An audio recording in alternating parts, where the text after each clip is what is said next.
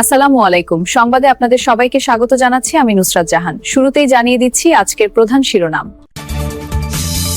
দু একদিনের মধ্যে বিএনপির চেয়ারম্যান পদে আসছেন তারেক রহমান। সারা দেশে শুরু হচ্ছে যৌথ বাহিনীর অভিযান। বিএনপি নেত্রীসহ দুজনের মনোনয়ন বাতিল। বৈষম্য বিরোধী ছাত্র আন্দোলনের ৩ দফা ঘোষণা। বাংলাদেশের ম্যাচ সরানোর ব্যাপারে যা ভাবছে আইসিসি।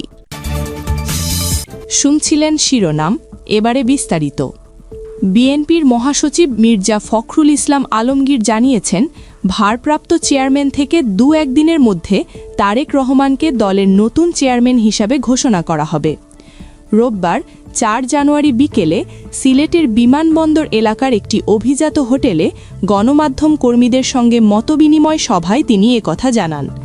এ সময় বিএনপির স্থানীয় ও কেন্দ্রীয় নেতারা ও সিলেটের বিভিন্ন আসনে বিএনপি মনোনীত প্রার্থীরা উপস্থিত ছিলেন।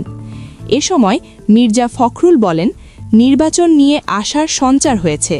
নির্বাচনী পরিবেশ নিয়ে বিএনপির কোনো আশঙ্কা নেই। জাতির কাছে সময়টা গুরুত্বপূর্ণ, কারণ ১৫ বছর পর প্রথম ভোটাধিকার প্রয়োগ করতে পারছেন তারা।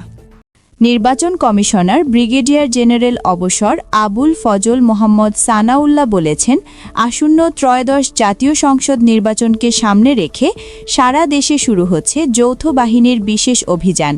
আজকের মধ্যে স্বরাষ্ট্র মন্ত্রণালয়ে এর পরিপত্র জারি হয়ে যাবে।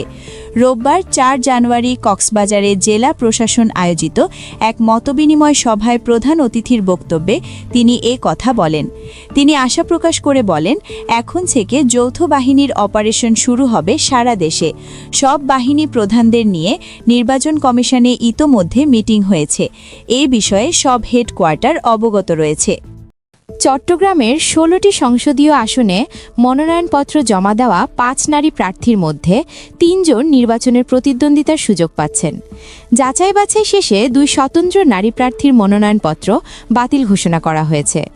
বাতিল হওয়া প্রার্থীরা হলেন চট্টগ্রাম ৫ হাটহাজারী বায়েজিদ আংশিক আসনে বিএনপির কেন্দ্রীয় নির্বাহী কমিটির সদস্য শাকিলা ফারজানা এবং চট্টগ্রাম ২ ফটিকছড়ি আসনের স্বতন্ত্র প্রার্থী জিন্নাত আক্তার।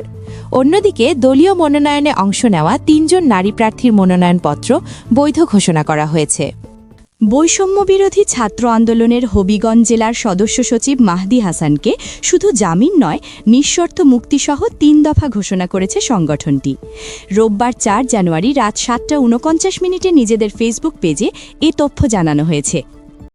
টি-20 বিশ্বকাপকে ঘিরে বাংলাদেশ ভারত ক্রিকেট সম্পর্কের টানাপোড়া এবার সরাসরি বিশ্বমঞ্চে। বাংলাদেশ ক্রিকেট বোর্ডের আবেদনের পর আইসিসির বাংলাদেশের বিশ্বকাপ ম্যাচগুলো ভারত থেকে সরিয়ে নেওয়ার বিষয়টি গুরুত্বের সঙ্গে বিবেচনা করছে বলে জানা গেছে। ক্রিকবাজের তথ্য অনুযায়ী আইসিসি এখনও আনুষ্ঠানিক বৈঠকে বসেনি বা চূড়ান্ত সিদ্ধান্ত নেয়নি। তবে সংস্থাটি বাংলাদেশের ম্যাচগুলো সহ আয়োজক দেশ শ্রীলঙ্কায় স্থানান্তরের ব্যাপারে অনাগ্রহী নয়। প্রয়োজনে সূচিতে সামান্য রদবদলও করা হতে পারে, যা আগামী কয়েকদিনের মধ্যেই সম্ভব।